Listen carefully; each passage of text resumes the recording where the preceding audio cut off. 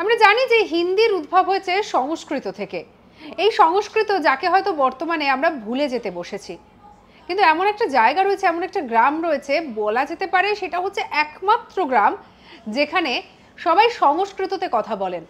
সংস্কৃত ভাষার সেখানে চল রয়েছে, সেখানকার বাচ্চাদের সংস্কৃত শেখানো হয়, আবার সেখানকার মানুষজন সংস্কৃত ভাষায় কথোপকথন করতে একেবারেই স্বচ্ছন্দ বোধ করেন।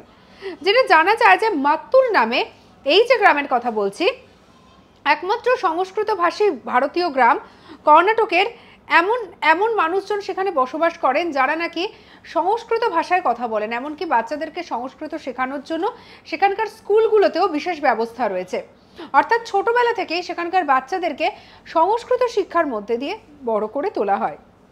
আর যেটা জানা যায় যে প্রায় 600 বছর আগে কেরালা থেকে চলে আসা একটি ঐতিহাসিক ব্রাহ্মণ সম্প্রদায় এখন মাত্তুরকে বাড়ি বলে।